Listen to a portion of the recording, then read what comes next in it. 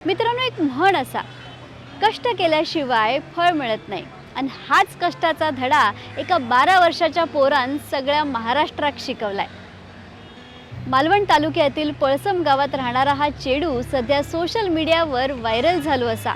पण त्याच्या मागे नाही डान्स नाही रील, असा फक्त कष्ट, जिद्द आणि आई बापासाठीची तळमळ.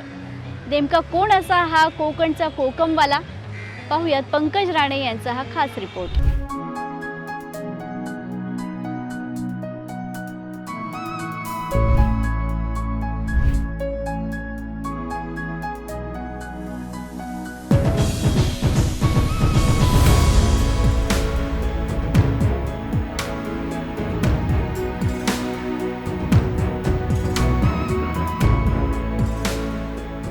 वय अवघं 12 वर्ष, 6वीत शिकणारा हा मुलगा आज सोशल मीडियावर चर्चेचा विषय ठरलाय.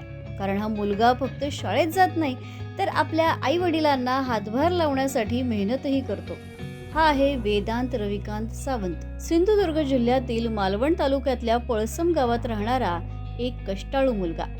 कोकणातील डोंगरदऱ्यांमध्ये फिरून वेदांत रातांबे गोळा करतो, त्यापासून कोकम तयार करतो आणि आचरा येथील आठवडी बाजारात विक्रीसाठी घेऊन जातो. मी 6वीला आहे. आमच्या इथे पळसम इथे शाळा आहे. ते शाळेचं नाव आहे पूर्ण प्राथमिक शाळा पळसम नंबर 1. ह्या शाळेमध्ये जातो. बहीण आहे, ती बहीण 10वीला आहे आणि आई घराकडेच असते आणि पप्पा कामाला जातात. आमच्या घराच्या पाठीमागे एक रतांब्याचं मोठं झाड आहे.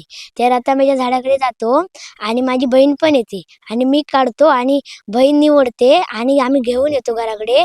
आणि संध्याकाळी आई, बहीण आणि मी फोडतो आणि सकाळी वाळत घालतो. ते आता बाजार आहे, रविवारचा बाजार भरतो आणि गुरुवारचा. त्या बाजारात नेऊन विकतो, पाकिटं बनवतो. आणि ती एका मुलग्याने सांगितलं की वा तू भारी, 12 वर्षाचा मुलगा आहे म्हणजे भारीच काम करतो.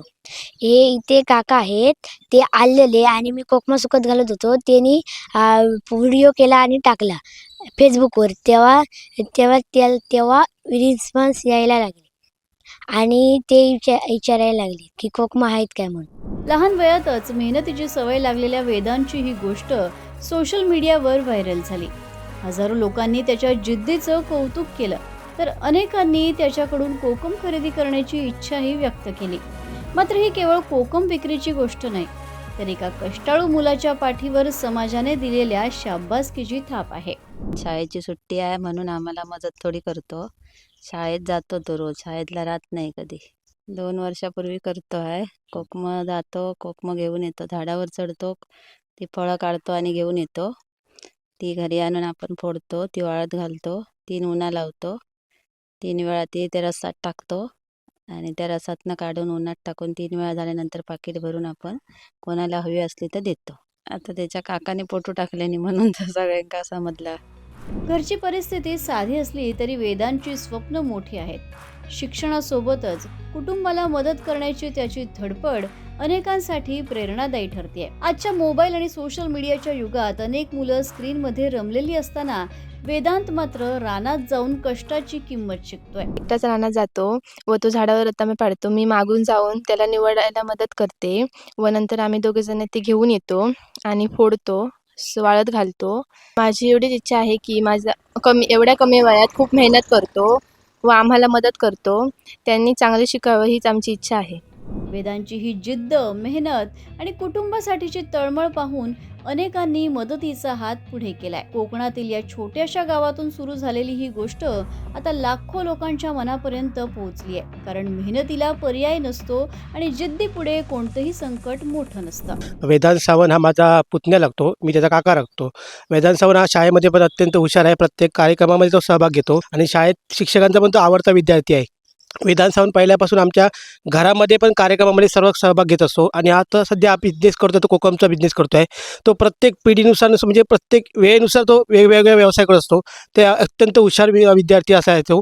आणि सांगायचं म्हणजे कोकमचा तो बिझनेस आता सध्या करतो आहे. कोणाला कोकम वगैरे तुम्ही घेऊ शकता, चांगल्या क्वालिटीची कोकम असतात आणि मेहनत करतो. कारण आई वडिलांसाठी देतो. त्याची घरची परिस्थिती एकदम बिकट आहे. शाळेमध्ये पण तो 1 नंबर काढतो आणि सगळ्या कलामध्ये तो क्षेत्रामध्ये नाटकामध्ये म्हणा किंवा रेकॉर्ड डान्समध्ये म्हणा सगळ्यामध्ये भाग घेतो. रातांब्याच्या झाडाखालून सुरू झालेला हा प्रवास आज लाखो लोकांच्या हृदयापर्यंत पोहोचलाय. वयानं लहान असला तरी विचारानं मोठा असलेला वेदांत अनेकांसाठी प्रेरणेचा स्रोत ठरतोय. मालवणच्या पळसम गावातून पंकज राणे, मुंबई समाचार मराठी.